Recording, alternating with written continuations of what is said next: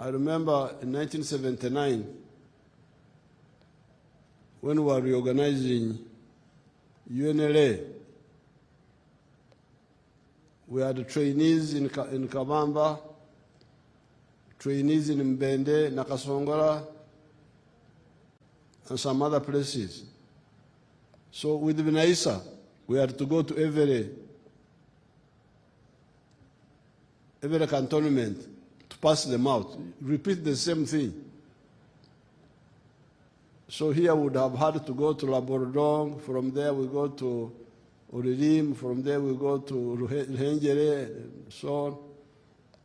But this innovation by CDF and his commanders that we can do it at one place and we share virtually using technology represents the spirit of innovation and transformation, which is very good for the army. Now, you, the young people, as the CDF told you, this is the beginning of your career. I have been involved with the army for the last 55 years. From 1971 up to now, I'm always involved with the army. But you can't do that if you are not medically fit. Even today, if you need any long walking, I can be with you. You can't leave me behind. So, looking after your life so that you remain fit is fair for yourself, fair for the army, and fair for your family. Because it is not fair for us to train you and for your family to educate you, and then the army which has just recruited you, now we find that you are medically unfit now. You will have let us down. Let yourself down, and also let us down. So it's very good that you look after yourselves so that you can be able to serve your country for a long time.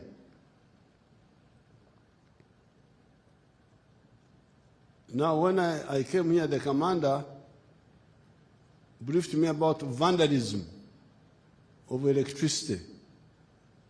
I had heard about this, that there are people who are stealing metro parts of the electricity transmission lines.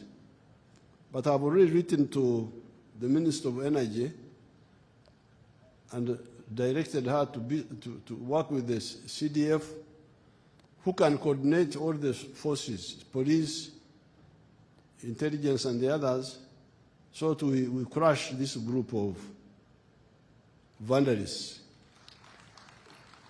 who are sabotaging the economy. We shall deal with them. They will find solutions to make sure that this does not happen again.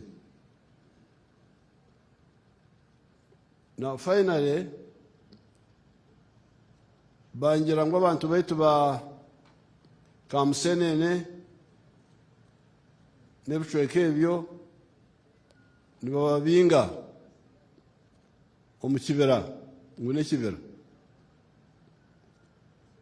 that our people in that area are being chased for the forest reserve. I will not support that. I will not want them to be evicted. It is true. It is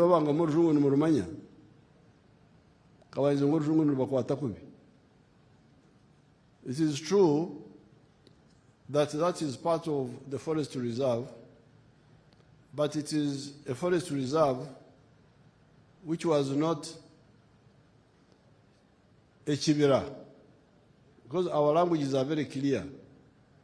There is a chibira, which means the natural forest, like Semuriki, like Chibare, like Maramagambo, like Bugoma Forest, like Budongo Forest, like Mabira. These are known. These were the natural forests, like the one which was put in Tanzania, Mzeiro Takwa. These were forests, Ebira. But then the colonial government, with good reason, declared Ishwa. Ishwa is not a Kibira. Ishwa is bushland or savanna. Declared them forest reserves.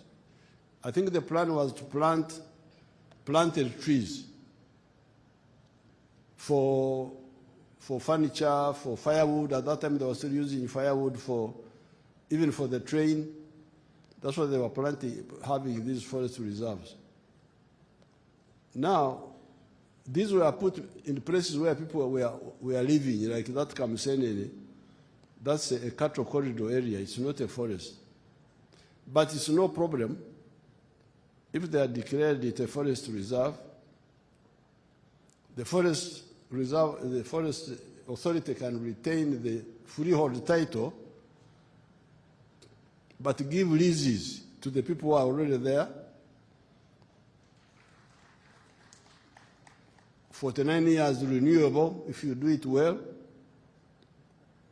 where they can do some animal, because it is in a cattle area, do some animal breeding, do some crops, but also plant some trees which they are told to plant, like for instance plant mangoes, oranges, because those are also plants, but they are agroforestry plants.